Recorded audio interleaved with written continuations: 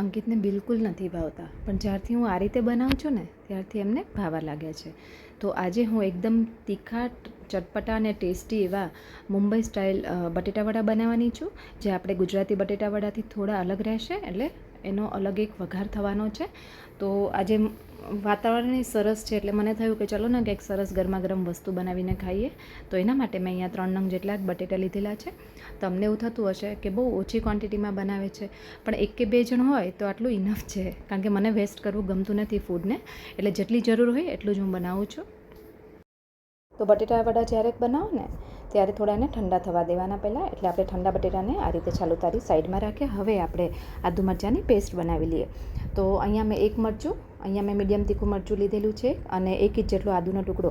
તો અહીંયા જેટલા શું કહેવાય તીખાશ ને આદુ મરચાં એટલે વધારે હશે ને એટલે વધારે ટેસ્ટી લાગતું હોય છે. તો અહીંયા આપણે લીલો મસાલો જ કરવાના છીએ, એટલે આપણે અડધી ચમચી જેટલા આદુ મરચાં થઈ ગયા છે, એને સાઈડમાં રાખી. હવે 1 જ ચમચી તેલ મૂકવાનું છે.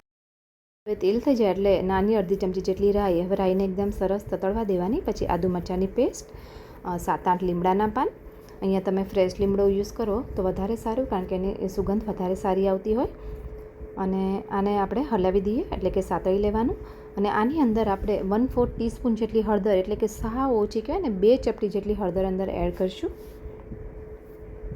અહીંયા કોઈ જાતનો ગરમ મસાલો કે કંઈ નથી નાખવાનું, પણ એ ટેસ્ટમાં તોય બહુ જ સરસ થશે. તો એકવાર આ રેસીપી જરૂરથી ટ્રાય કરજો. મુંબઈમાં આપણે વડાપાઉંને ખાઈએ ને ત્યારે આ ટાઈપનું જ એનું વડું આવતું હોય. તો આ બટેટા વડા ત્યાંની એ સ્ટાઇલના છે, મહારાષ્ટ્રીયન સ્ટાઇલના, એટલે બહુ જ સરસ લાગતા હોય. મને તો પોતાને બહુ ભાવે છે આવી રીતે. તો હવે અહીંયા બટેટા આપણા ઠંડા થઈ ગયા છે, તો ઇઝીલી મેશ પણ થઈ જશે હાથેથી. તો આને એકદમ મેશ નથી કરવાના, અધકચરા રાખવાના. અને જો ગરમ ગરમમાં તમે આ રીતે મેશ કરશો ને તો આપણું જે સ્ટફિંગ છે ને એ ચીકણું બની જશે. તો આ રીતે તમારે બટેટાને થોડા ઠંડા જ થવા દેવાના. હવે આને સરસ રીતે મિક્સ કરી દેવાનું. અહીંયા થોડા આખા ભાગા બટેટા રહે ને, બટેટાના નાના નાના પીસ, એ રીતે આપણે મિક્સ કરીશું.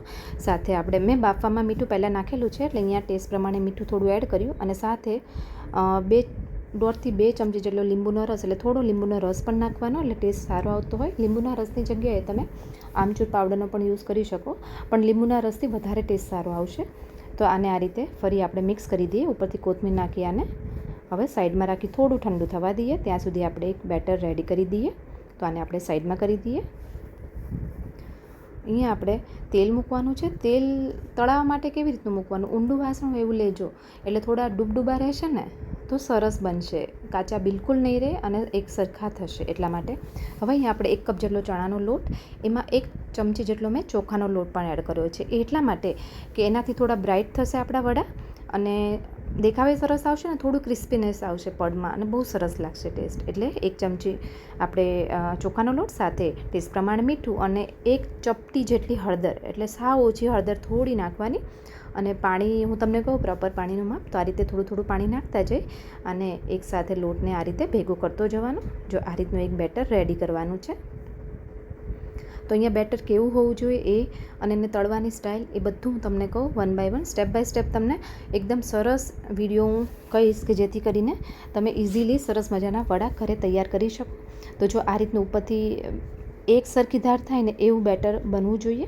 અહીંયા આપણે સોડાનો યુઝ નથી કરતા, પણ અહીંયા 1 ચમચી જેટલું મેં ગરમ તેલ નાખેલું છે, કારણ કે આપણે તેલ અત્યારે ગરમ થવા રાખેલું જ છે. તો 1 ચમચી તેલ અંદર નાખજો, એટલે થોડા ક્રિસ્પી જેવું લેયર બનશે અને ટેસ્ટ સારો આવશે. તો આ રીતે એક ડાયરેક્શનમાં ફેટી લેવાનું છે 2 થી 3 મિનિટ માટે, એટલે થોડું એર બબલ્સ જેવું લાગશે. આવી રીતનું થાય ને એટલે જો આવું બેટર હોવું જોઈએ.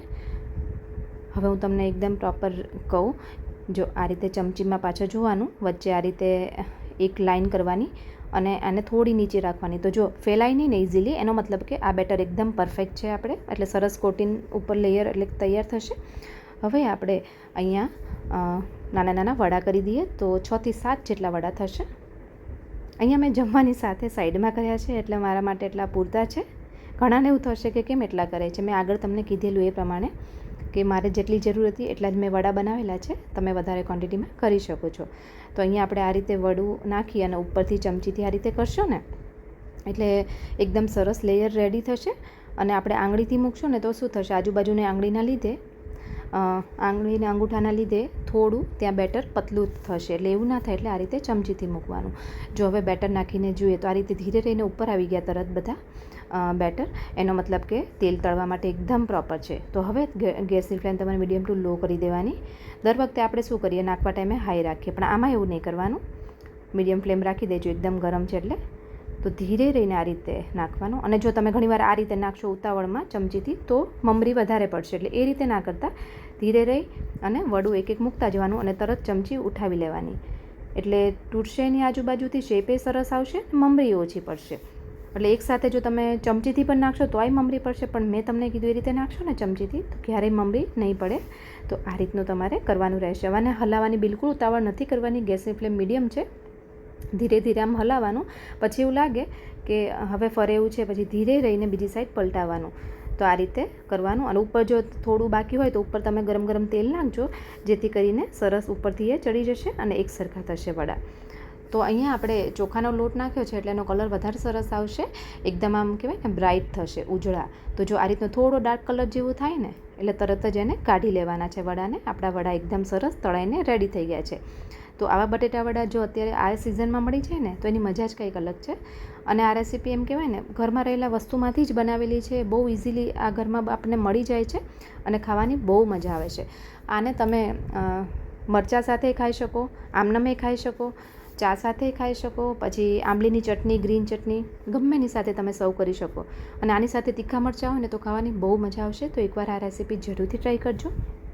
જેને જેને જોઈને ખાવાની ઈચ્છા થઈ ગઈ હોય કમેન્ટમાં એનું નામ સાથે જરૂરથી જણાવજો. અને કોને કોને બહુ ભાવે છે બટેટા વડા એ પણ મને જરૂરથી કહેજો. ગુજરાતી બટેટા વડા તો આપણે અવારનવાર બનાવતા જ હોઈએ છીએ વાર તહેવારે. તો એકવાર આ મુંબઈ સ્ટાઇલ વડા જરૂરથી ટ્રાય કરજો, તમને લોકોને બહુ ભાવશે. તો આ રેસીપી જરૂરથી ટ્રાય કરજો, બહુ મજા આવશે ખાવાની. તો ચલો ફરી મળીએ એક નવી રેસીપી સાથે. Thank you.